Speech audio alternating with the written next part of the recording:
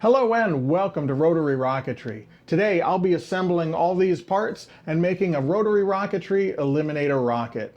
If you want to make this rocket or one very similar to it, you'll find links in the description to where you can download templates and you can make the same parts that we have right here.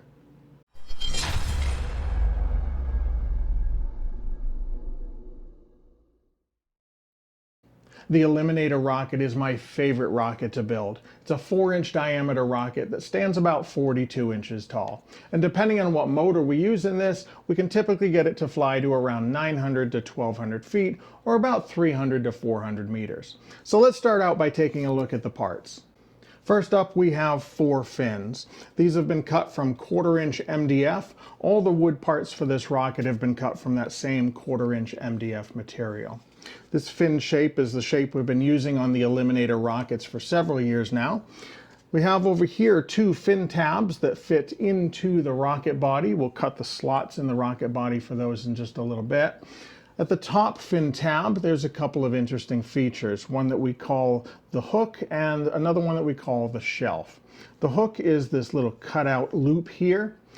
The hook hooks into the rocket body.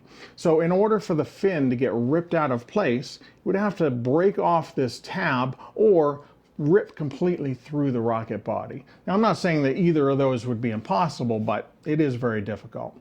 And then the shelf is this little cutout here on the upper fin tab. That little shelf helps to make the installation of the fins a little bit easier. So we've got these little rings here called binding rings. The upper binding ring slides down onto that upper fin tab and it lands on that little shelf. And it'll sit on that shelf on all 4 of the fins. So we don't have to worry about the positioning of this upper ring. It simply slides down and lands on top of those 4 little shelves. So it will be automatically positioned properly. So that brings us to those 2 rings. We call these binding rings. The 4 slots slide onto the tabs on the fins, and this inner hole is a centering ring for our motor that slides in like that. So that's the upper and lower motor centering rings. Then we have 2 bulkheads. This is the motor bulkhead, so the motor pushes against this.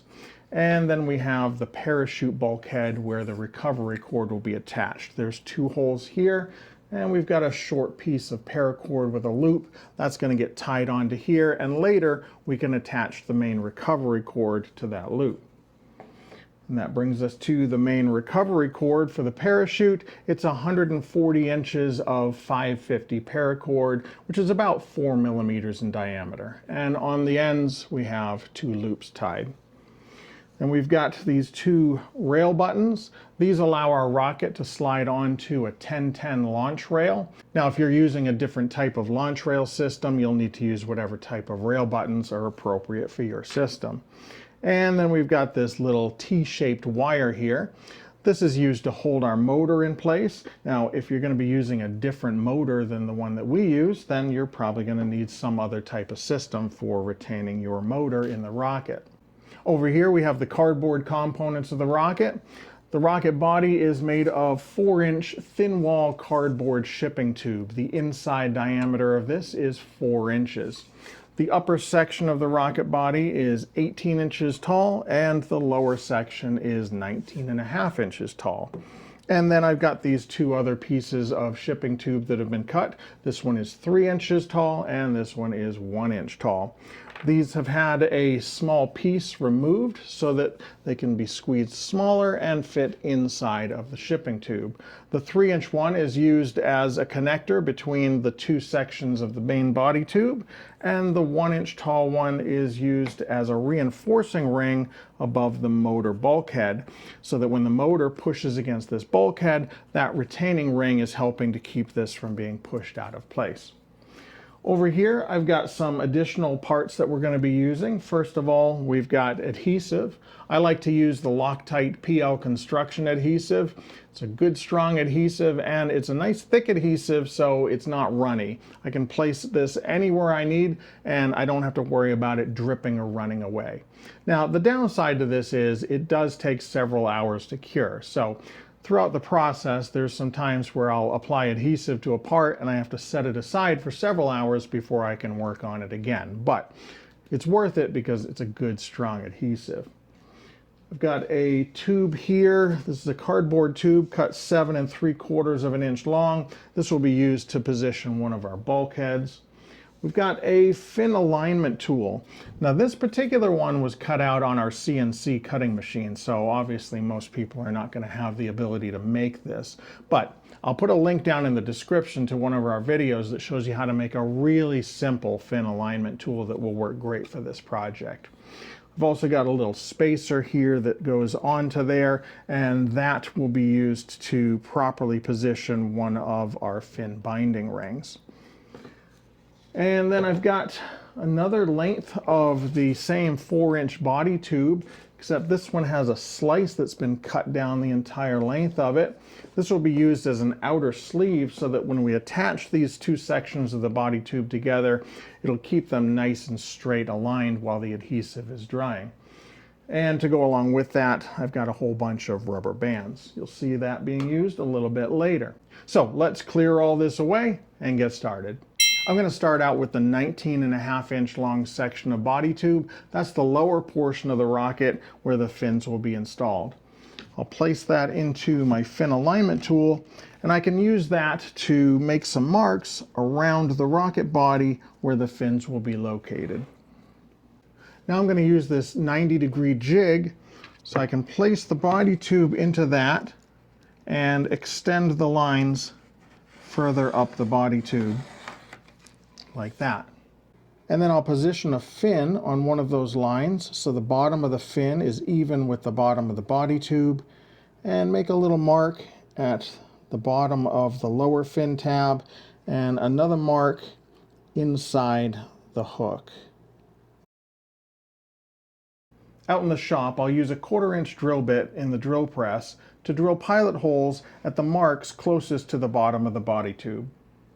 And then I'll use a special side cutting bit or milling bit in the drill press to slowly cut each one of those slots all the way up to the other mark. The cutting process makes a bit of a mess inside the cardboard tube, so I'll use some rough sandpaper to clean up those slots. And now I can get all the fins positioned onto the lower body tube, and that looks great. Now we're ready to install the lower binding ring. Now to position this, we're going to use our fin alignment tool. The way this one is designed, if we just place this thin spacer on here, then when we install the rocket onto the tool, it will position this lower binding ring exactly 3/4 of an inch up from the bottom of the body tube, which will position it right onto the lower fin tab, exactly where we want it. So let's go ahead and get this turned over, and we'll start working on getting the lower binding ring installed. I'll apply a little bit of adhesive onto the inside of the body tube, just above where the ring will be located. And then I'll apply some adhesive onto the bottom of the fin tabs. I'll put a little bit of adhesive inside each of the slots on the binding ring, and then slide the binding ring down until it fits onto all 4 of the fin tabs. And now I'll turn this over and place it onto the alignment tool. I need to make sure that everything is pushed down nice and firmly against the bottom of the alignment tool. So I'll push on the tube, and then I'll push down on each one of the fins. And then just to be sure that binding ring is properly positioned, I'll reach down with a dowel and tap on the binding ring just to be sure that it's pushed down nice and firmly against that spacer that's on the fin alignment tool. Now before I install the upper binding ring, I'm going to reach down with my hand and apply some adhesive on both sides of the fin tab, up along here and along here. Now I need to do that now because after I install this upper binding ring, the hole is too small for me to reach down and apply that adhesive. So I can't show you that process because it's way down inside the tube, but I'll show you a before shot and an after shot. And we're just about ready to install the upper binding ring. Now before I do that, I need to make sure that all the fins and the body tube are pressed firmly down into the alignment tool and that all the fins are pressed firmly up against the body tube. And to be sure that they stay pressed in place, I'm going to place this rubber band around the fins just to apply a little bit of inward pressure. And just like the other binding ring, I'm going to apply some adhesive on the inside of the cardboard tube just above where the binding ring will be located. I'll apply adhesive on the top of the fin tabs, inside the slots on the binding ring, and then slide that down in place. It should seat nicely onto the little shelf on all 4 of the fin tabs. Now, because this adhesive takes a long time to cure, I need to let this sit untouched in the alignment jig for several hours. 6 hours at least, but I usually let them sit overnight just to be sure that the adhesive is completely hardened. And that looks great. And the hardest part about building this rocket is finished. Once the fin section is done, the rest of the rocket construction is really super simple. So the next parts that we need to install are the motor bulkhead and its retaining ring. Now it's difficult for me to show you the process of doing that because they're located quite a ways down inside the body tube. So let me show you how we're going to do that. I've got this cardboard tube cut 7 3/4 of an inch long that fits up inside those rings. So once we place the rocket down over this, that will show me where I need to apply some adhesive on the inside of the body tube where the bulkhead will be located. And then I can just simply slide the bulkhead down into the rocket until it sits on top of that tube. Once that's in place, I can apply a little bit more adhesive on the inside of the body tube above the bulkhead.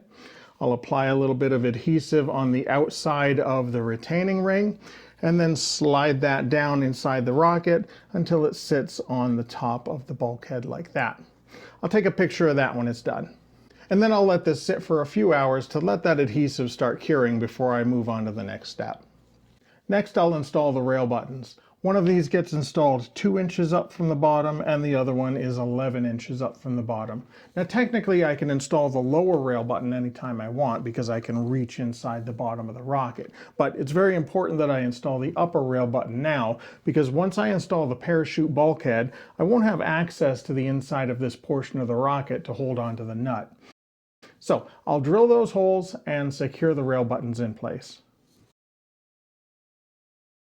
Next, we're going to install the parachute bulkhead, and I've already attached that short piece of paracord to that and the 3-inch tube coupling. Now there's a couple of different ways you can install this. I think I've found the easiest way for this rocket, and it's a method we can use because the bulkhead fits nice and snug into the body tube. If this wanted to fall down into the body tube, we'd have to use a different method, but we'll take advantage of the fact that this is nice and snug. So the first thing I'm going to do is apply some adhesive inside the body tube, just a little less than 1.5 inches down from the top. All right, I've got that adhesive in there, and I'll just slide the bulkhead into the body tube just a little bit. And then I'm going to use the coupler without any adhesive on it just to push that bulkhead in. And I'm going to push it just before we get to the halfway line. Now I'll apply some adhesive onto the inside of the body tube and onto 1/2 of the coupler. All right, now I'll insert that coupling into the body tube and finish pushing that bulkhead all the way in just until the coupler reaches that halfway mark that we drew on it. So we know half the coupler is in this body tube and half the coupler will be in the other body tube. I'll wipe off any excess adhesive that's coming out around the outside here, and then we'll give this several hours to start curing and setting up, and we'll be ready to install the top section of the rocket. But while we wait for that, there is something that we can do to that upper body tube. This tube needs to have several vent holes drilled in it so that the flight computer that's installed in the nose cone can read the outside atmospheric pressure. So I'm going to measure up from one end 2 inches and put 4 holes around the tube there, and measure up from the bottom of the tube 8 inches and put 4 small holes around there. The holes will be around 3/16 of an inch. All the vent holes are drilled and the adhesive is hardened at the bulkhead and the coupling. So I'll apply some adhesive on the inside of this tube and around this coupling, and then I'll attach the upper body tube onto the rocket and wipe off any excess adhesive that may be coming out at that seam. Now, depending on how perfect the cuts were on these cardboard tubes, these parts may not be perfectly aligned. They look very well aligned, but it may not actually be perfect. And that's where I have a tool for that.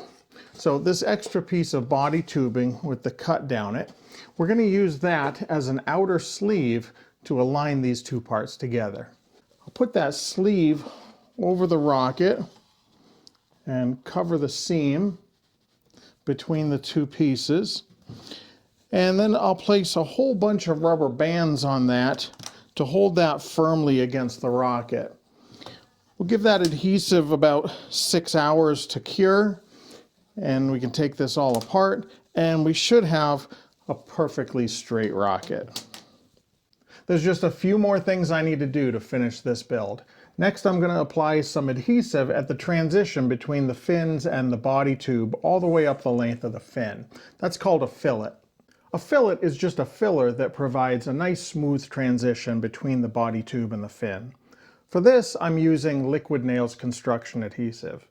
I'm not using the Loctite PL construction adhesive because that product expands a little bit as it cures, and I would end up with a lumpy fillet.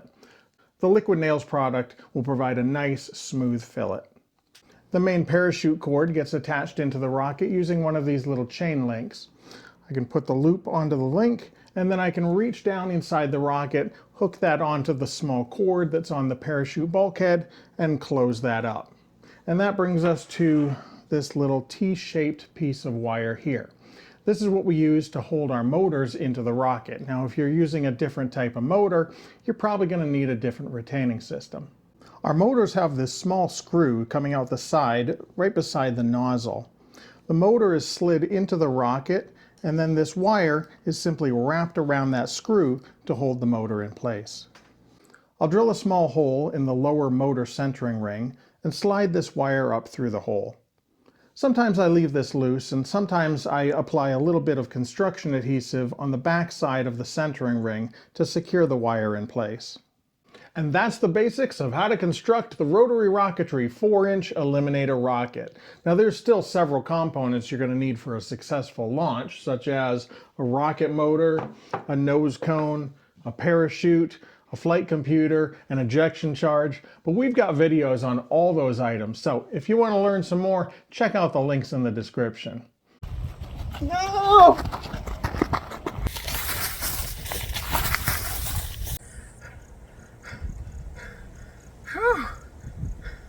Ah! Give me the shirt! No! Give me the shirt!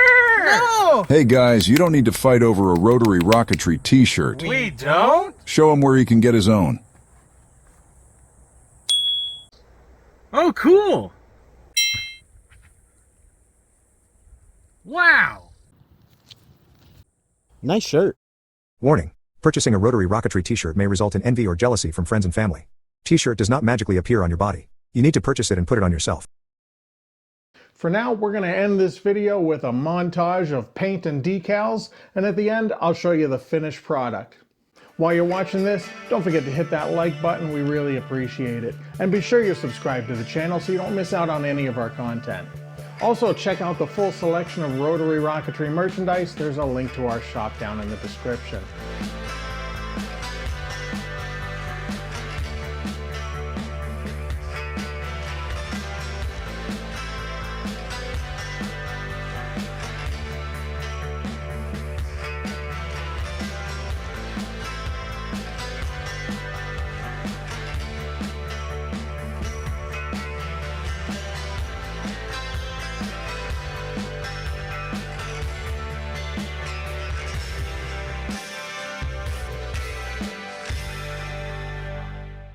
And here is the finished Rotary Rocketry Eliminator rocket. I'm sure you'll be seeing this one on the launch pad in one of our videos real soon. These rockets are really fun to build, and I hope you enjoyed the video. Thanks for watching.